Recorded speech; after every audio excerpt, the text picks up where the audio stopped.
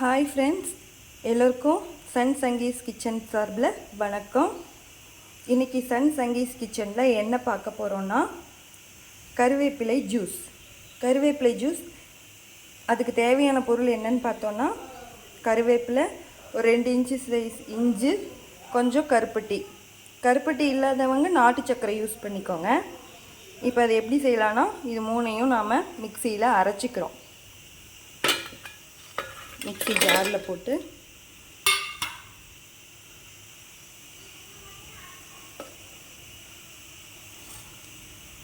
கருவேப்பிலையை அப்படியே போட்டுக்கலாம்.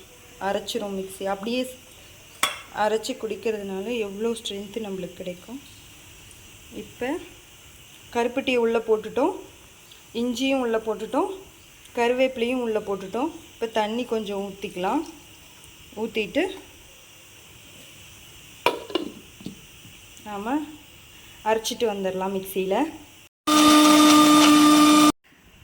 கருவேப்பிலை ஜூஸ் நம்ம அரைச்சிட்டோம். இப்போ எப்படி இருக்குதுன்னு நம்ம எடுத்து பார்க்கலாம்.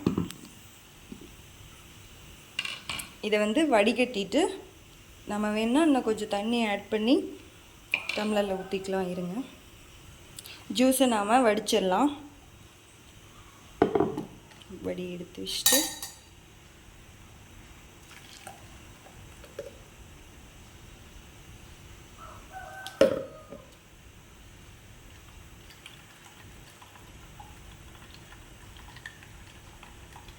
இந்த ஜூஸ் ரொம்ப டேஸ்ட்டாக இருக்குங்க. நம்ம இஞ்சி போட்டிருக்கோம், கருப்பட்டி போட்டிருக்கோம், கருவேப்பிலை பார்த்திங்கன்னா நம்ம ஒரு 2 கை அளவு நல்லா வலியாக போட்டிருக்கிறோம். அப்படியே கொத்தோடு போட்டிருக்கிறோம். அப்படியே பச்சையாக நாம் இந்த ஜூஸ் குடிக்கிறதுனால கண்ணுக்கு, உடம்புக்கு, எல்லாத்துக்கும், உடல் உறுப்புகளுக்கு அனைத்துக்குமே ரொம்ப நல்லதுங்க. டெய்லியும் காலையில் நம்ம குடிச்சிட்டு வந்தோன்னா, நம்ம குழந்தைங்களுக்கு கொடுத்தோன்னாலும் பாருங்கள், ஜூஸ் சூப்பர் டேஸ்ட்டாக இருக்குங்க. கருவேப்பிலை ஜூஸுங்க.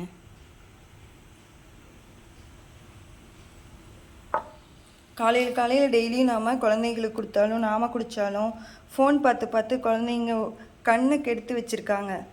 இந்த கருவேப்பிலை ஜூஸ் குடிக்கிறதுனால அந்த கண்ணுக்கு மறுபடியும் நம்மளை ஸ்ட்ரென்த்து கொடுக்குற மாதிரி இருக்குங்க.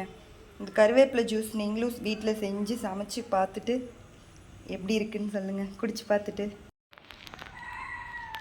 கருவேப்பிலை ஜூஸ் ரெடி. கருவேப்பிலை ஜூஸ் குடிச்சு பார்த்துட்டு எல்லோரும் எப்படி டேஸ்ட் இருக்கு அப்படின்ட்டு எங்களுக்கு கமெண்ட் பண்ணுங்கள். சன் சங்கீஸ் கிச்சன் சேனல் இது வரைக்கும் பார்த்த எல்லோருக்கும் ரொம்ப நன்றிங்க. மறுபடியும் அடுத்த ரெசிப்பியில் சந்திக்கலாம். வணக்கம்.